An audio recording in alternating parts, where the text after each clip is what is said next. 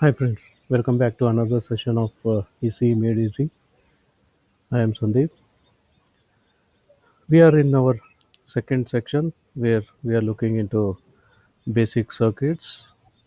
In this, we are going to see two types of basic circuits, one passive circuits and the other one active circuits. So let's start with our passive circuits subsection.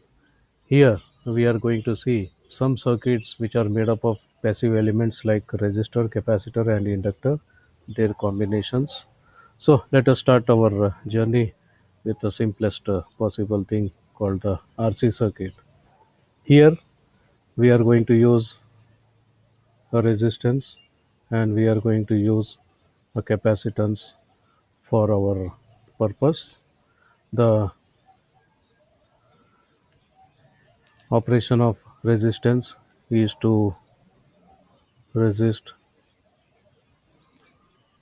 flow of current. So this flow of current is converted into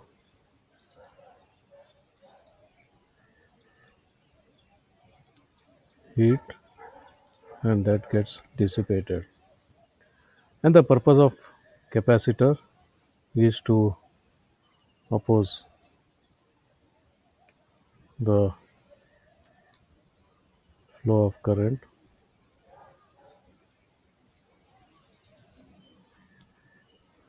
So this opposing flow of current is possible through storing the energy in the form of potential.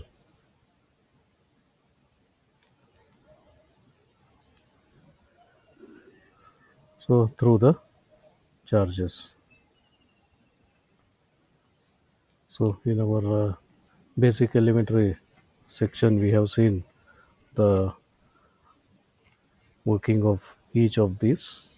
Now it is time to see the if we configure the two circuits, I mean two elements, how does the circuit behave? So let's start with the one circuit which is very commonly used. So it is R in the series between input and output, whereas the capacitor is in shunt across the output. That means the output voltage is equal to the voltage across the capacitor, and the overall working of these components is if there is potential difference across resistor, there will be current. So the purpose of R is the current will be proportional to the potential difference across R, and the work of C is if there is any current flowing, if there is any current flowing, and because of that current a voltage is developed, and that voltage is because of the flow of current means flow of charges. So it the current will make sure that charges from one plate are displaced and traveled along the circuit back to another plate. So that way, charge imbalance is created between protons and electrons, and hence the capacitor gets charged. That's what we call. And if the process is reversed, we call the capacitor is discharged.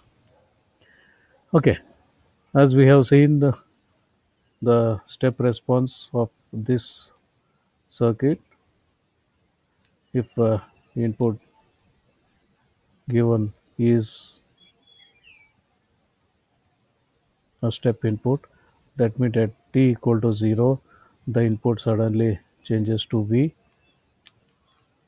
So this is equivalent to having a switch and a voltage V.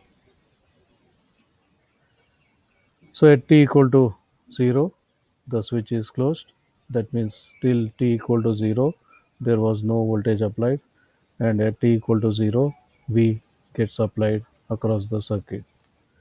And the moment V gets applied, what was the condition of C? So if we assume the C was uncharged, then the output voltage was 0. The output voltage was 0 till the switch is closed. And the moment switch is closed, you can see this voltage was 0. This voltage becomes V. Therefore, a voltage of V minus 0 is applied across R, and hence a current I, which is equal to V by R, is flowing. And because of this, what happens is the electrons from this plate get displaced to the other plate, and hence this becomes positively charged, this becomes negatively charged, and this process of charging will increase the voltage. Once this voltage increased, this point voltage also increased. This point voltage is constant, therefore potential difference between these two has reduced. So the potential difference between these two, that is VR, reduced. Therefore IR will reduce. If IR reduce, the charging process slows down, but still continues to charge. This voltage continues to increase. This voltage increased, this voltage decreased, the current decreased, so the process slows down, slows down, slows down, slows down, slows down, and finally, this is how the response is.